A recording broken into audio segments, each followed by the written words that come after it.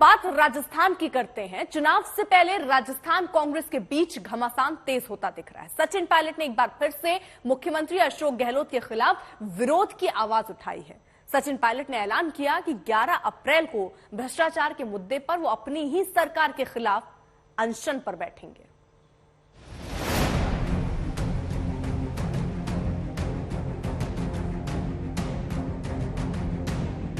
मैंने मुख्यमंत्री अशोक गहलोत जी को चिट्ठी लिखी।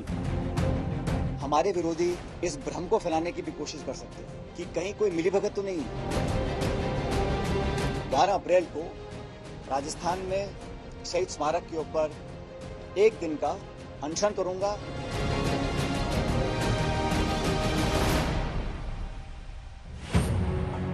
ये ऐलान एक दिन के अनशन का है या गहलोत की नई टेंशन का है?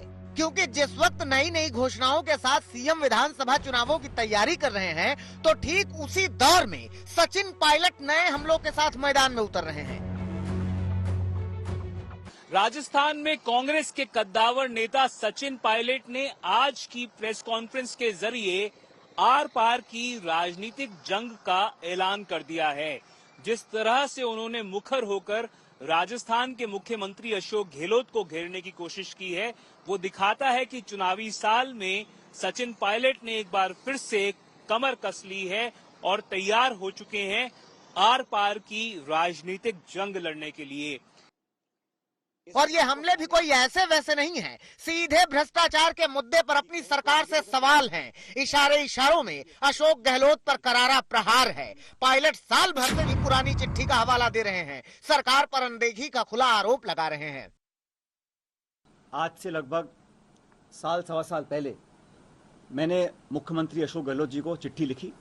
उनको मैंने कहा, वो चिट्ठी मेरे साथ है, मेरे सामने है। मैंने बड़े विस्तार से पूरे घटनाक्रम का विवरण उसमें रखा और मैंने कहा कि हमारी सरकार को बने अब लगभग 3.5 साल हो गए। उस समय अब समय आ गया कि हम लोग अपने वादों पर खरा उतरें।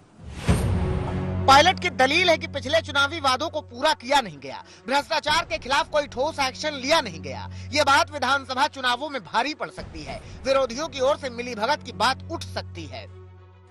हमारे विरोधी इस भ्रम को फैलाने की भी कोशिश कर सकते हैं कि कहीं कोई मिलीभगत तो नहीं है, क्योंकि कांग्रेस के पिछले कार्यकाल में भी जब हमने 22,000 करोड़ का घोटाले का आरोप लगाया था, तो उस समय कांग्रेस सरकार ने भी एक माथुर आयोग का गठन किया था। लेकिन न्यायालय ने कहा कि जो गठन हुआ है आयोग का, वो प्रॉपर तरीके से नहीं किया गया, उसमें कोई लीगल कमियां रह गई थी और उसको खारिज कर दिया। तो ये भ्रम भी फैलाया जा सकता है विरोधियों के माध्यम से। हमारे विरोधी बोल सकते हैं कि भाई ये तो मिलीभगत यहाँ पर हो रही है। और शिकायत की इसी फहरिस्त के साथ सचिन मैदान में उतरने को तैयार है। 11 अप्रैल को ज्योतिबा फुले की जयंती पर अनशन का ऐलान है। 11 अप्रैल को महान समाज सुधारक, लगभग 200 साल पहले जन्मे ज्योतिबा फुले जी की जयंती है।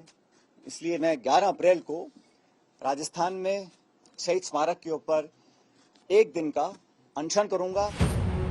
गहलोत और पायलट के बीच लड़ाई नई नहीं है। पायलट की बगावत के बाद से इसमें तलखी और बढ़ी है, लेकिन हाल में पायलट ने फिर से गहलोत के खिलाफ मोर्चा खोल दिया है।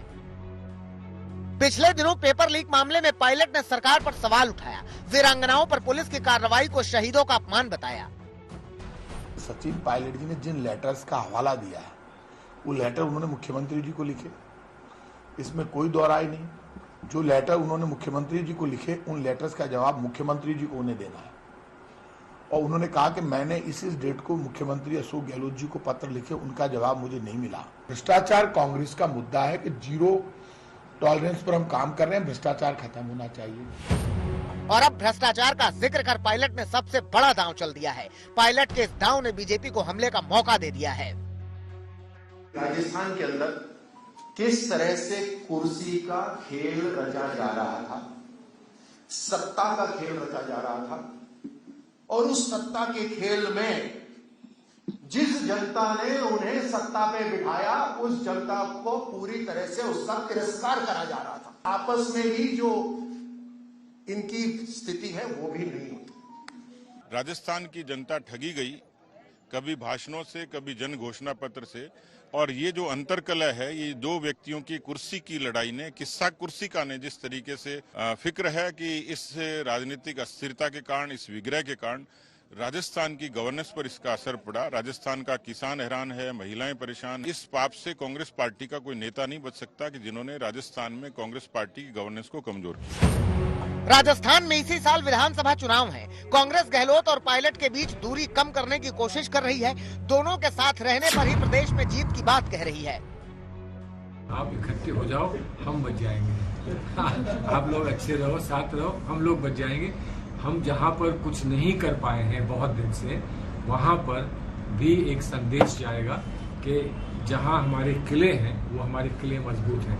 हमारे किले मजबूत अगर राजस्थान में है, मध्य प्रदेश में है, छत्तीसगढ़ में है, तो कहीं ना कहीं तो उत्तर प्रदेश में भी उसका असर पड़ेगा। लेकिन सचिन पायलट अब जिस तरह से तेवर दिखा रहे हैं, वो चुनावी राज्य में कांग्रेस की चुनौती बढ़ा रहे हैं। देवंकुर के साथ शरद कुमार, जयपुर, आज तक।